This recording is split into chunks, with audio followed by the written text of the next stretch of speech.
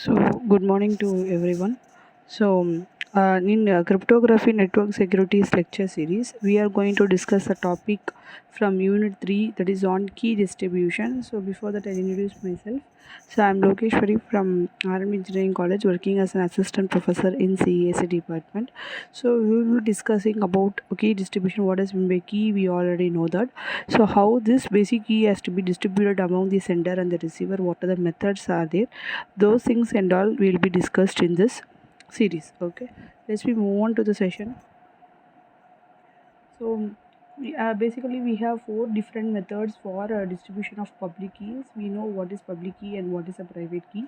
So public key is the one which is known both the sender and the receiver, but private key is the one which will be known only to the particular, it is known to all basically.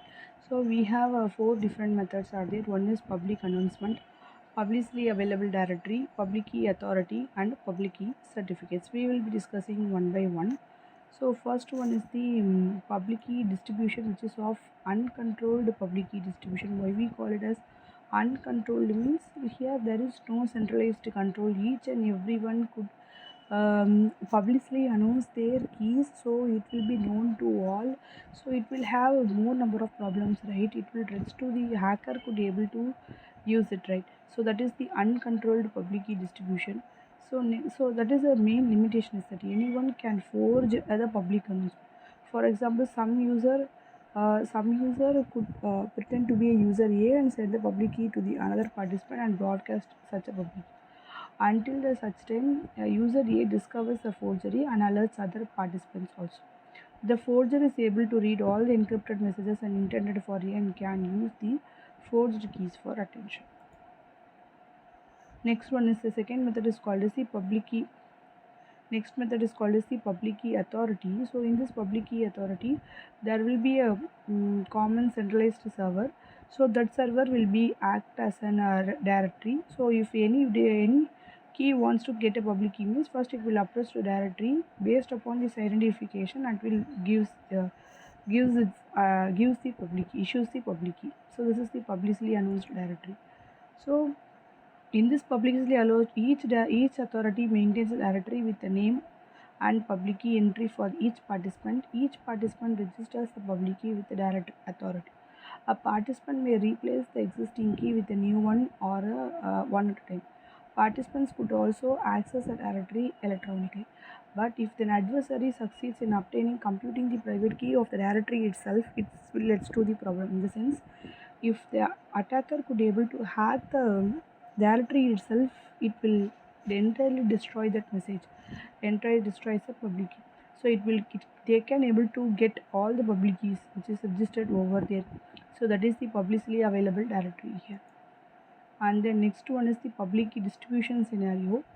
So here first the initiator, in order to overcome this, first the initiator will request to the authority with the time announced, and then the public key authority will issues the public key based upon this request.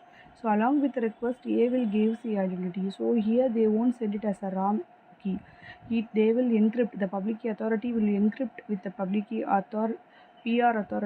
authentication key and PUB and the request and the time T1. Once it got the message, and the initiator will send this key to the responder. Okay, so likewise here also that responder B is also in this way. The responder B will request to the public key authority, and then a public key authority will send the public key of the B. So once they got the message, they will communicate among their self. So here you can see in the step 3, so that E of public key and then identity of K and nouns of 1, and then the responder will respond it, and then finally they can communicate among themselves. So this is the scenario. In this way they will work. So the final method is the certificates. So what is the problem in the earlier process is that, so for each and every time I have to approach the public key available directory, and then I have to get a certificate, get the public key. But if I use certificates means it will be valid for some period of time. Okay, I don't have to do the process a long going process each and every time.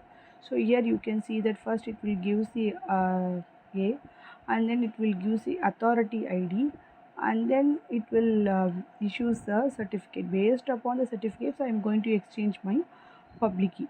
So that is the main purpose of using public key certificates. Thank you. I hope you would have understood what is meant by public key and what are the different methods are there in exchanging the public key.